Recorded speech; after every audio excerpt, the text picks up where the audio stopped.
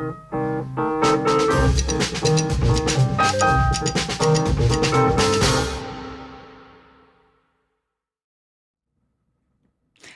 and welcome to the Morning Filter. I'm Susan Dziubinski with Morningstar.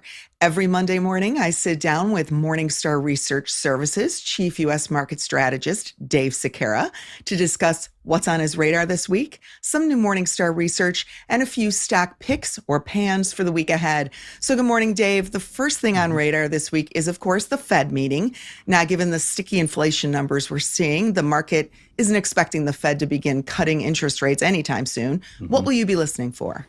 Hey, good morning, Susan. As far as Fed meetings go, I think this one's going to just be largely a nothing burger. As you mentioned, inflation just isn't moderating, as we expected. And I just don't think the Fed's going to be in any position to be able to start lowering monetary policy anytime soon. So I think during the press conference, I think Chair Powell will acknowledge that inflation, has stayed, higher for longer. And I think he just is going to have to admit the committee still just is not going to have enough confidence that inflation is on a downward path towards their 2% target. But I think he's also going to have to acknowledge that the economy is slowing faster than most expected after we saw that first quarter GDP print. And while our own economics team does still expect inflation to moderate, we also pushed back our expectation as to when we think the Fed's going to start lowering the federal funds rate. So at this point, based on our assumption that inflation will moderate, but that we also expect economic growth to continue to slow in the second and third quarter, under a 1% rate. We're now looking for that first cut to begin in September. Now, having said that, I'm going to play economist here, and I'm going to say on this hand, first, I do think that if Chair Powell makes any negative remarks regarding the outlook for the economy, very negative remarks, that could indicate that maybe the Fed is very concerned about just how much and how fast the economy is slowing. So that could indicate that maybe the Fed would want to start lowering rates faster to keep the economy from slipping into a recession. So in that case, it would be a case of, bad news is good news. But, secondly, on the other side of the coin, if Chair Powell even just utters the word hike during the Q&A session, I think the algo trading programs would all pick up on that. And I do think we could then see a market sell-off. So let's take a little bit of a diversion here, Dave, and talk about the market. It's been quite a month. Economic numbers have surprised and stocks have fallen. So recap it all for viewers and then tell us how the stock and bond markets look today. Yeah, I really think, the economic numbers that we saw last week really were just, the worst of both worlds. It's showing that the economy is slowing, faster than expected, and inflation is still running higher than expected. So through last Friday, stocks have fallen 3% here in April. But I'd say to us, this pullback was not necessarily unexpected. In our second quarter outlook, we did note that stocks were trading at a 3% premium to fair value. So at that point, it wasn't necessarily an overvalued territory just yet, but we did note that stocks were feeling pretty stretched, at the end of March.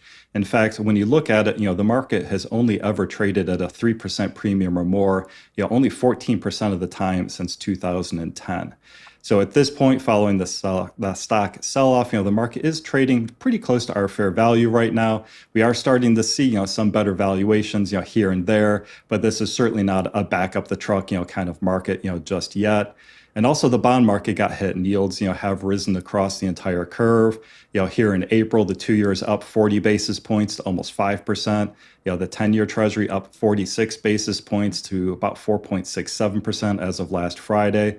So, year to date, the Morningstar Core Bond Index, which is our proxy for the broad fixed income market, that's also fallen, just over 3%.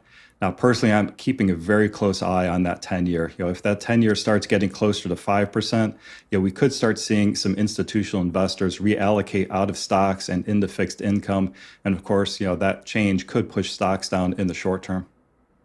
Well, let's get back to talking about the week ahead. And we have some notable companies reporting earnings that you're going to be watching this week. On Tuesday, we have 2 companies reporting that have been outsized contributors to the market's returns this year, and that's Amazon and Eli Lilly. So what does Morningstar think of each stock heading into earnings? Yeah, so Amazon right now is a 3-star rated stock, trades, just a couple percent below our fair value. And following the strong results that we saw out of both Alphabet and Microsoft last week, I think Amazon really has its work, cut out for it this week. I think the market's going to be expecting, similarly strong numbers. Really, I think there's two areas that I think the market's going to be especially focused on. So first is going to be its cloud business. They just want to make sure that, Amazon is keeping up. We saw very strong growth out of both, Microsoft and Alphabet.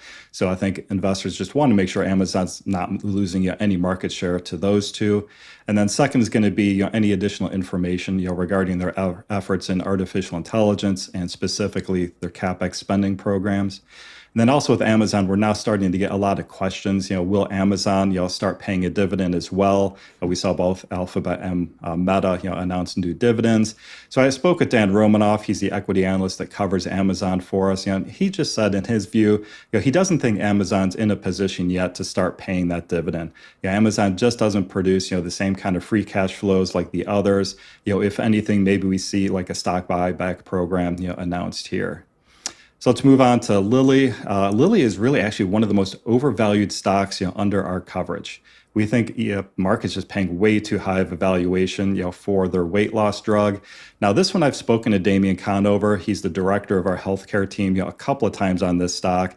And what I think is really interesting here is, he noted that we actually model in a higher number of prescriptions in our forecast than the market does, for their weight loss drugs. Yet the stock is still way overvalued in our view. It's a 2-star rated stock, trading at a 49% premium to our fair value.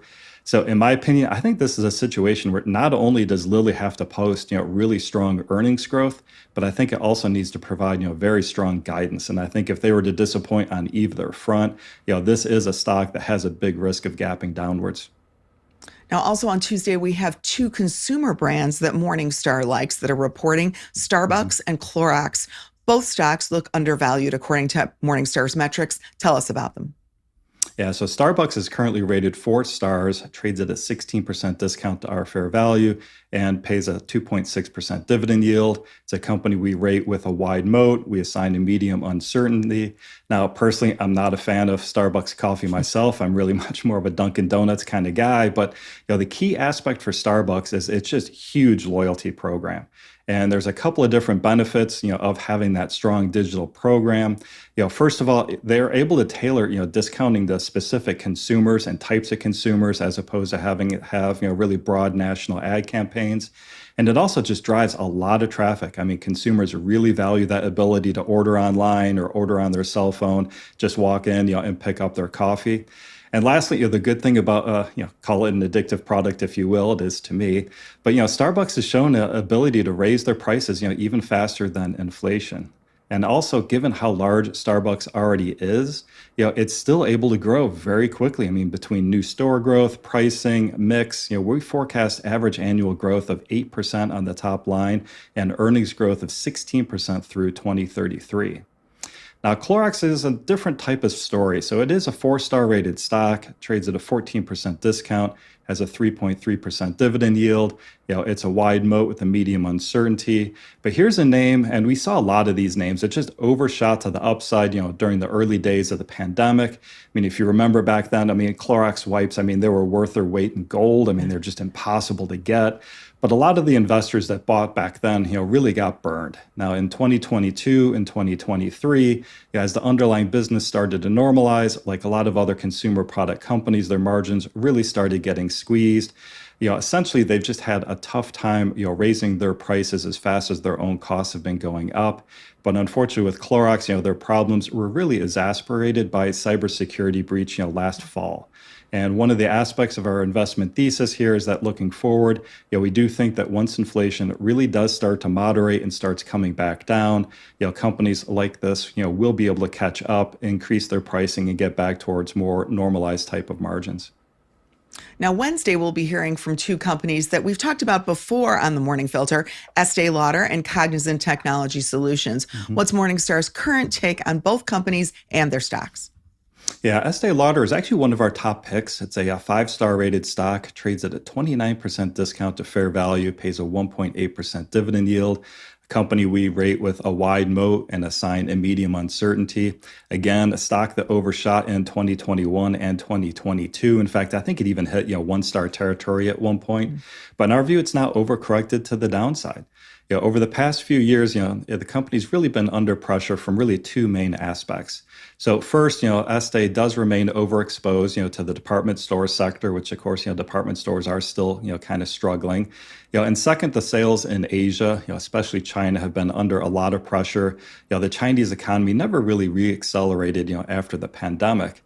Now, having said that, looking forward, when I look at our model, we do model out a 7% compound annual growth rate on revenue, and we do expect that earnings will be bolstered by operating margins, following some cost-cutting programs that they've put in place. And I think really the long-term play here is really expecting, the growth in the emerging market middle class, over the long term for the emerging markets. And then moving on to Cognizant, that's a 4-star rated stock at a 28% discount, 1.8% yield. Company with a narrow economic moat and medium uncertainty. And we've talked about this one a number of different times on the show. So just a quick synopsis, the investment thesis here is that we do look at this company as being a second derivative play on artificial intelligence.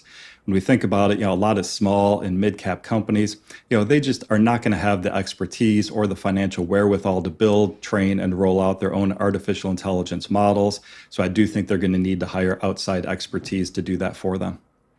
And then on Thursday, of course, Apple reports Apple was hit with an antitrust lawsuit from the U.S. Department of Justice several weeks ago, and the stock isn't having a great year. What's Morningstar think of Apple heading into earnings? Yeah, year to date, Apple is actually down 12%. So it's actually now fallen enough. It's dropped back down into 3-star territory from being 4 stars at the beginning. It's now dropped back into 3-star territory after being in 2 stars, earlier this year. So our fair value is $160 per share. We do rate the company with a wide moat and a medium uncertainty.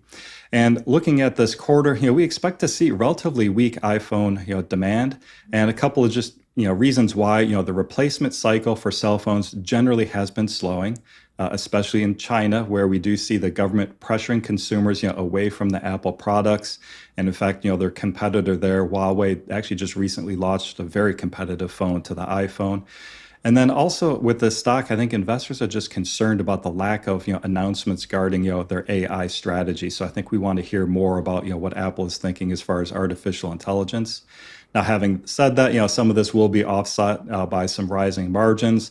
We do expect to see a higher percentage of iPhone sales in more of the premium models. And we also expect to see a higher percent of the revenue coming from services. So both, higher margin products, both of them being higher margin for them. So really, the only other thing is you mentioned, we do have, the DOJ lawsuit. We'll be listening for any commentary there. I don't think we're going to hear, any new updates at this point. But our base case there is that we do think the lawsuit at the end of the day will result in Apple, having to open up different portions of its ecosystem. Okay, on to some new research from Morningstar about companies that reported earnings last week. Let's first talk about Meta Platforms. The stock is up quite a bit in 2024 and looked overpriced heading into earnings. Then earnings came out okay, but the stock tanked. So recap what happened, whether Morningstar has made any changes to its fair value estimate on the stock, and tell us how the stock looks today. Is it attractive after that pullback? Yeah, I think Meta really just killed it on both revenue and earnings, substantially beating estimates, on both of those. But, the Meta stock, it really just dropped like a rock. And I think the big reason is because they are raising their CapEx spending program in order to spend more money on artificial intelligence. So if you remember with Meta, they spent a huge amount of money building out the metaverse. And of course, that never produced any tangible benefits, never really produced any money or any margin for them. And that's really a big reason why the stock dropped as much as it did in 2022. In fact, I don't think that stock really bottomed out until they started to pull back on spending on AI. So I think that's the big concern here. Now, of course, the stock did skyrocket higher in 2023 and early 2024. And that was because the margins were expanding so much as they were pulling back on that CapEx spending on the metaverse. Now, as much as we thought that stock was undervalued coming into 2023, so it was a 5-star rated stock coming into the year last year, that pendulum swung just way too much to the upside in our view. It was rated, 2 stars in early 2024. And even after the sell-off, it's still trading at a 20% premium, which puts it in that 2-star territory. So let's move on to Tesla now. Unlike Meta, Tesla stock is having an awful year. The stock jumped after earnings, though, and Morningstar nudged up its fair value estimate by a few dollars. What's the takeaway, and is the stock a buy? Yeah, I mean, it's almost a mirror image, of Meta. So Tesla missed on both the top line and the bottom line. Yet, as you noted, the stock surged, I think, 11%, after the earnings announcement. In my opinion, I think it's really just largely due to the announcement that they're pulling forward as far as when they're going to be able to start selling their low-cost cars. So, they're now saying that they should be able to start selling them at the beginning of 2025, maybe even as early as the end of this year, at the end of 2024. Before, they were projecting not being able to start selling those cars until the end of 2025. Now, prior to this earnings announcement, the stock had fallen, 40% this year. That was enough to put it in that 4-star territory after being at 2 stars recently as, last July. I also talked to Seth Goldstein, following earnings, and there's a couple of other key takeaways, that he noted here. So first, we are seeing stronger adoption of the full self-driving subscriptions. He slightly raised, his 2024 delivery forecast due to Tesla's recent price cuts. And he also raised his energy storage volume forecast as well. Now, however, that will be offset by some slightly reduced, near-term margins, especially in the automotive, gross margins. But net at the end of the day, we did bump up our fair value by $5 to $200 a share. So it does put it currently at a 16% discount, which puts it in that 3-star territory. Now, Alphabet stunned the market both with its results and with the news that it's going to begin paying dividends. Now, the stock surged on the news, and Morningstar raised its fair value estimate by $8 to $179. What's Morningstar's take on the results, the dividend, and the stock's valuation today? Yeah, Alphabet also, they beat and they beat big, both on top line and the bottom line. Company's still just hitting on all cylinders as far as, we're concerned, across all of its 3 major business segments, search advertising, YouTube, and its cloud business. Now, they also announced that they were increasing their CapEx budget, for artificial intelligence, but they did note that they're offsetting some of that spend by cutting some of their expenses elsewhere. So I think the market was comforted, by that. They did announce a 70 billion stock buyback program and that they are now paying a dividend. So the real benefit of that dividend is that now that those, dividend funds that before, couldn't own that stock can actually now start to buy it. So that is going to widen out their investor base.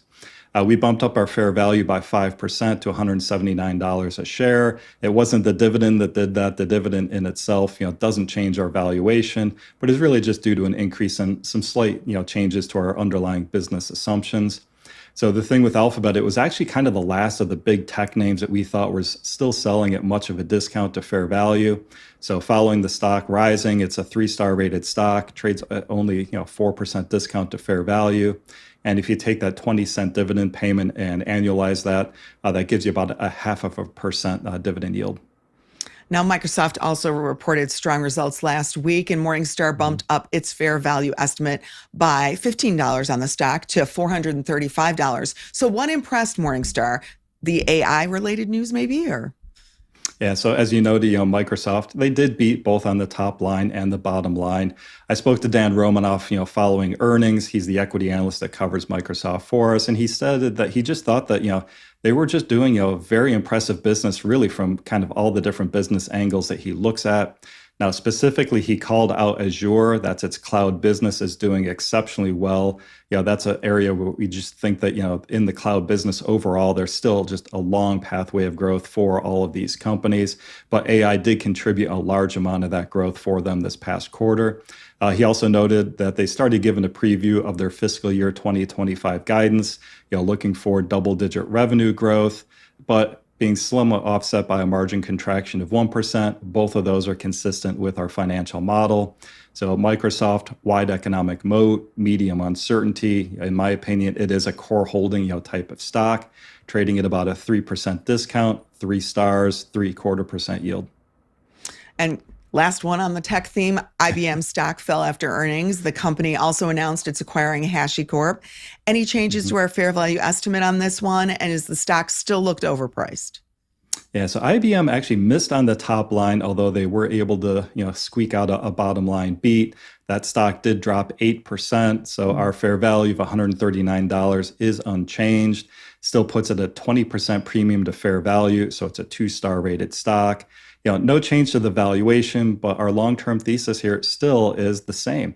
We do think that IBM will probably have, some individual strong products within its broader portfolio, but overall, when we look at the secular trends within the IT business itself, we're just expecting, lower consumer spending, with IBM over time. Now, I do think this stock, end of last year, beginning of this year, probably got caught up with, the wave where everyone is looking for anything, AI related. But at the end of the day, IBM just really is not an AI play, in our view. And I think the market is now starting to also come to that same realization. Now, both Verizon and AT&T looked attractive heading into earnings, and Morningstar didn't make any changes to its fair value estimates on these stocks after earnings. So what do you think here today? Do you still like these two names? Yeah, I think longtime viewers might be getting tired of us talking about both Verizon and AT&T, but these two stocks are up 25% from those August lows. They're both rated 4 stars, trading at about a 26 and 27% discount, respectively. Both paying well into 6%, dividend yields. We rate both company with a narrow economic moat and a medium uncertainty. For both quarters, I think is a similar story. The wireless revenue growth was pretty good. Churn is still relatively low. Margins are improving. The only hit here would be, free cash flow was relatively weak. But as Mike Hodel noted, first quarter is typically a seasonally soft period for free cash flow anyway. So no change to our long-term investment thesis here. We still think the wireless industry over time is going to become more like an oligopoly. They'll compete less on price, and that's going to allow margins to expand over time. And then lastly, Dave, Biogen reported last week the stock popped after earnings, and we held our fair value estimate of $303. How did earnings look, and what do you think of the stock? Yeah, I think we talked about Biogen last week, and we noted that Biogen stock has been under pressure for a while. One of their main drugs is losing its patent protection and is facing competition. But we think Biogen, in and of itself, is in the midst of expanding its portfolio in neurology, beyond multiple sclerosis into neuromuscular diseases and Alzheimer's. So we think the story here is that the market just generally has underappreciated Biogen's pipeline. So this past quarter, I think we're starting to see some benefits from some new product launches and some cost-cutting programs, both of which should offset those headwinds, from a declining portfolio of older drugs, in multiple sclerosis. Now, Karen Anderson, who's our healthcare analyst that covers the stock, encouragingly, she noted that 3 different new product launches do appear to be gaining some acceleration, and she thinks that points to a pretty solid growth profile beyond 2024. So the stock popped. It's up, I think, about 7.5% on the week. 4-star rated stock at a 31% discount. I will note it does not pay a dividend, so if you're a dividend investor, this might be one you want to shy away from. But it's a company with a wide economic moat, although it does have a high uncertainty, which, for a biotech, I think you should expect a high uncertainty stock. All righty, we've arrived at the picks portion of our program.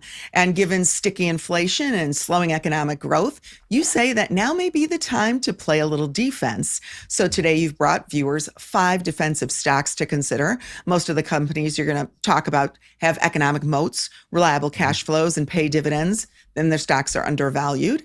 Your first pick is a consumer defensive stock. It's Brown-Forman. Tell us about it. Yeah, so Brown-Forman, I think you kind of have to look at the long-term trading pattern here. The stock rose, way too high in 2020. It got well into that 2-star category, and the stock's been on just a long-term downward trend, ever since. And in fact, at this point, I think it's now trading below pre-pandemic levels. So I think this is an opportunity to be able to buy a high-quality name that, rarely has traded, much below our fair value estimate. Now, personally, I'm not a Jack Daniels guy myself, but Jack Daniels is the best-selling American whiskey brand, in the world. As you mentioned, this is a company we rate with an economic moat. We believe it's a wide economic moat in this case. We assign a medium uncertainty to this company. And when I think about their underlying fundamental business here, we've noted they've successfully expanded into both the premium and the super premium segments within their brands. Plus, they've been able to take their brands and extend those into the ready-to-drink category, which is one of the more faster growing areas within this business. And I pulled up our model over the weekend and I looked at our assumptions, and actually, I think they look relatively conservative to me. Yeah, we're looking at compound annual growth for revenue over the next 5 years of only 4%. We're looking for earnings growth of 8%. So at the end of the day, it's a four-star rated stock at an 18% discount and pays a 1.8% dividend yield. Now, your second pick this week is from another sector associated with defensive investing, and that's healthcare. And the stock is one we recently talked about too. It's Johnson & Johnson. Why is this stock a defensive pick for you today? Well, in fact, I mean, Johnson & Johnson, in my opinion, I think is just a core holding type of stock. It's currently rated 4 stars, trades at a 10% discount, 3.4% dividend yield, a company that we assign a low uncertainty rating, and it is one with a wide economic moat. In fact, according to Damian Conover, who's the head of our healthcare equity analyst team, he thinks it's actually one of the widest moats in the healthcare sector. So I think the reason why the stock is trading where it is right now is that they will start to face some competition from a biosimilar product beginning this summer. That will be a drag, on growth over the short term. But I would note, our equity analyst team has already got that factored into their model. And we do forecast that some other new product growth, should offset that over the next couple of years. Again, another one where I think our assumptions look pretty conservative here. So looking at the top line, we're only looking at a 2.3% compound annual growth rate over the next 5 years, looking for only 4%, average annual earnings growth, but yet the stock is trading at, under 14 times our 2024 estimated EPS and only about, 13 times 2025 earnings. Now, your next pick is also from the healthcare sector. It's Medtronic. Yeah, and we've talked about this one a number of times, I think over the past year. So Medtronic is the largest pure play medical device maker. It is one of the ones that we think is best positioned in medtech for being able to benefit from the continued aging of the baby boomer generation. For those of you that don't know the company, they make medical devices for chronic diseases. When I look at their portfolio, it includes things like pacemakers, defibrillators, heart valves, stents, and insulin pumps. We rate the company with a narrow economic moat and a medium uncertainty. So when I looked this one up, I think we last talked about it on our October 30th show. It's up 14% and plus whatever dividends you got, since then, but it is still undervalued. It's a 4-star stock at a 28% discount and a 3.5% dividend yield. And when I look at our underlying fundamentals, we're looking for revenue growth for the next 5 years on an annual basis of about 4.5%. Earnings growth of 11.3%. It trades at about 15 times our 2024 estimated earnings. Now, your last two picks this week aren't from sectors that investors would associate with being defensive in nature, but you argue that both are defensive plays in today's market. The first is Numont. Explain yourself, Dave. Well, they're defensive, in my opinion, just from two different aspects. So first of all, mining companies, are typically associated with being a very secular business. However, in an environment of, still higher for longer inflation, gold actually feels, a bit defensive to me. But the real reason that I'm looking at, Numont Mining is, when I look at our model, we do assume that gold prices are going to end up declining over time. So we're forecasting gold at $2,320, per ounce from 2024 through 2026.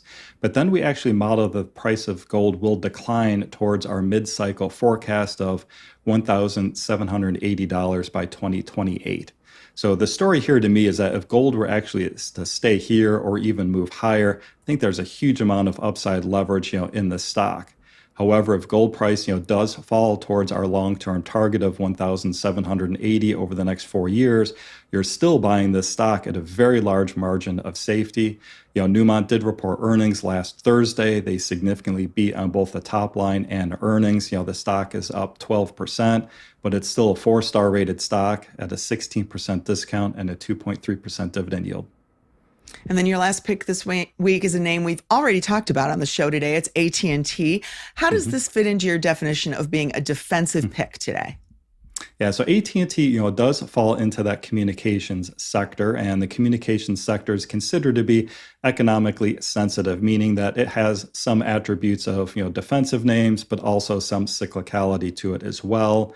And I would just say that, while there is, churn in the wireless industry overall, and that's essentially when people move, from one carrier to another. when I think about the wireless business and cell phones, not too many people are going to give up their cell phones, even in a recession.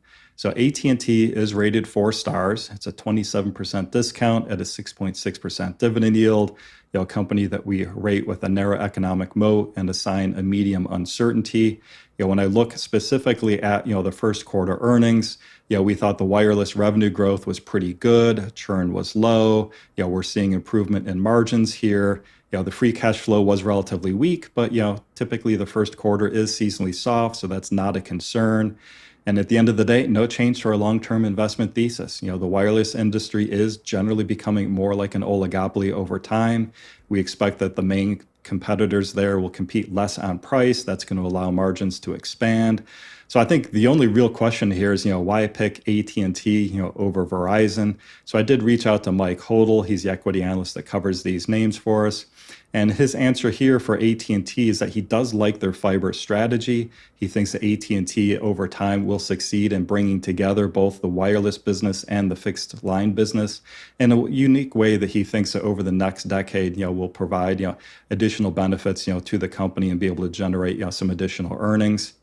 And of course, as always, if you're interested in any of these stocks or, any of the others we discussed, in the show, you can find, a lot more analysis on Morningstar.com or whichever Morningstar platform you use. Thanks for your time this morning, Dave. Viewers, we hope you'll join us for the Morning Filter again next Monday at 9 a.m. Eastern, 8 a.m. Central. In the meantime, please like this video and subscribe to Morningstar's channel, and have a great week.